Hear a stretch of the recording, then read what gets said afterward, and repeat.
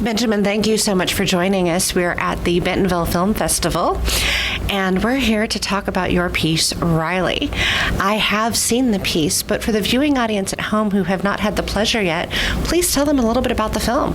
Yeah, Riley is a coming-of-age movie about a closeted high school football player. That's kind of our simple synopsis there. It's pretty strongly based on my senior year of high school, and it's a film about a character who is trying to kind of discover who he is. It's a movie about his relationships with his girlfriends and his best friend and his teammates and his parents and his head coach, who's also his father. But most relevantly, I would say it's a movie about his relationship with himself. And that is kind of a hard conversation sometimes to have, is the ones with yourself. You've got some wonderful moments where he's kind of looking back and you can realize he's thinking about these choices and the impact they'll have.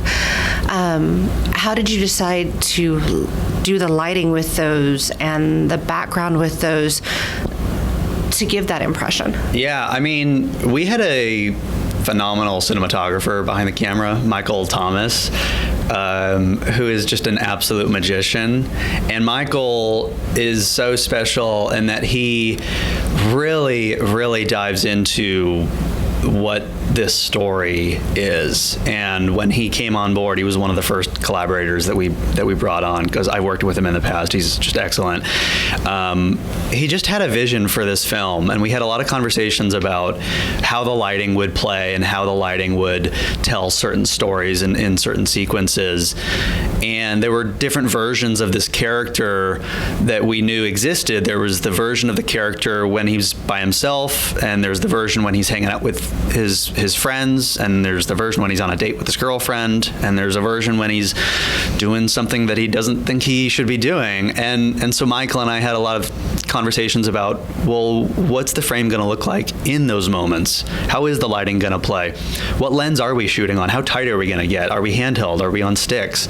And a lot of those conversations were some of my favorite conversations, because obviously storytelling, filmmaking is storytelling with cameras and actors, and it's in many ways, playing pretend, and playing pretend with someone like Michael is a really special experience.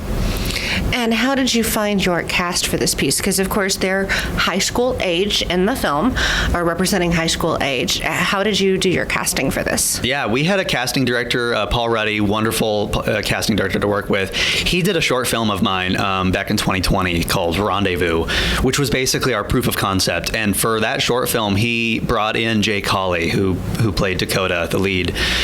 And Jake cold auditioned for us for that short film and just nailed it. He totally hit a grand slam with that. And so we shot that short, and it was wonderful, a great experience working with Jake. And so when it came time to shoot the feature, I wrote the movie with Jake in mind, and when casting began, we kind of knew Jake was probably the guy, and we went with Jake, and I love that we ended up making that decision. Jake has championed this movie in really special ways, and just he made that character his own. And so Jake was one of our first leads to get cast, and then from then we kind of pieced the rest of the young ensemble together. We brought in Colin McCullough, who plays his best friend Jaden, just a phenomenal actor who is nothing like his character. When I called action, Colin would just turn on something really special, and every take across the board with all the actors, every take was usable, but Colin specifically was just like so fun to work with because it was easy. My job was easy with Colin. We brought in Connor Story, who plays Liam. My casting director brought Connor in. Connor was kind of our scene stealer, and with a lot of our early cuts of the film, people were like, Connor is incredible, and don't cut any of his scenes. Like, that was the type of performance that Connor brought. So he was wonderful to work with. And then Riley Quinn Scott, who plays the romantic interest in Skylar, was one of the later ads, and she is such a natural actress. Again, made my job very easy on set. And I would say overall the cast with those young actors is probably the thing I'm most proud of with the film. And with this piece, of course, there are some rather intimate moments happening.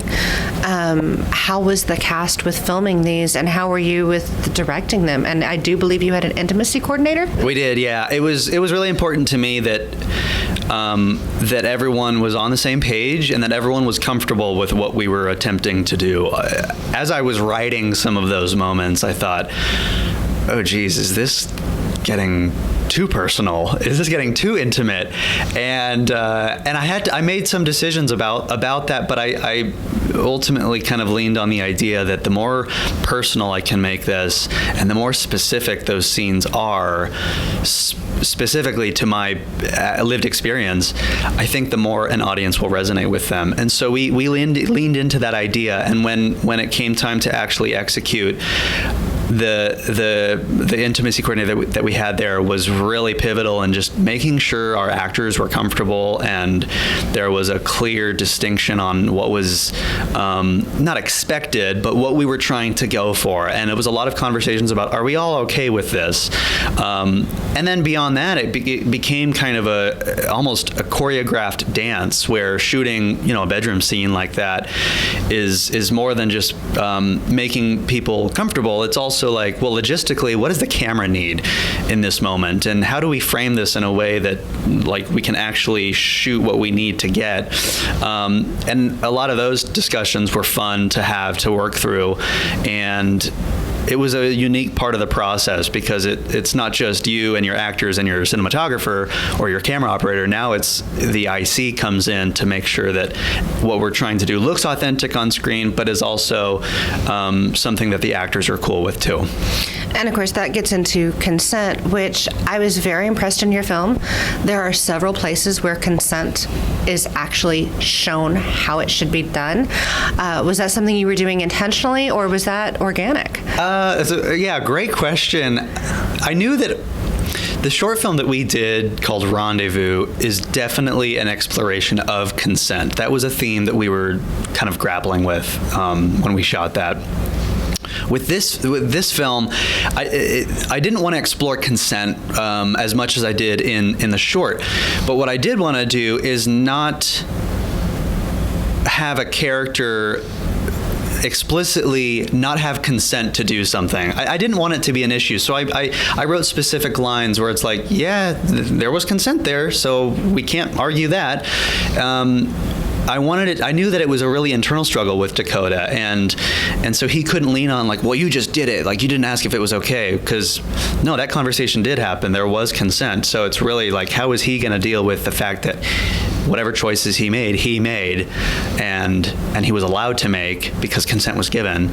So there was some intention on making sure, like, okay, let's make sure that consent is clear here so that we can explore what I really wanted to explore, which is discovery of self. And it is beautiful. There is a moment in the film where it kind of talks about things you're ready to admit and things you're not ready to admit. And that is just beautifully done, because it applies to this, but it applies to so many things in life. So I appreciate the voice you've given this. Thank you. Yeah, we've been really pleasantly surprised at the different types of folks who have resonated with the character.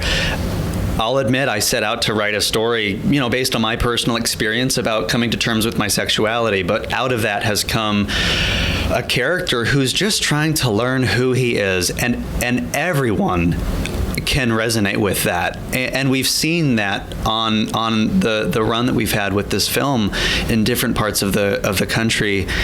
Folks have come up after screenings really moved at what they had seen, and like I said, that wasn't my intention, but I've realized, like, oh wow, this goes beyond who we're attracted to. It's a movie about being okay with just who we are and being kinder to ourselves. Well, again, I thank you so much for putting all the work and effort into this and bringing this project about.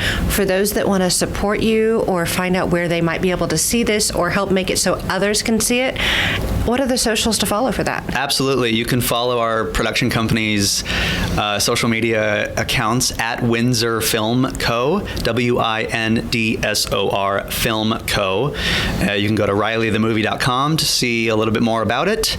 And you can check us out on Letterboxd. If you have a chance to see the film, please leave a review. That's really helpful for us indie filmmakers to kind of spread the word. And we're also on IMDb as well, so throw a rating there too.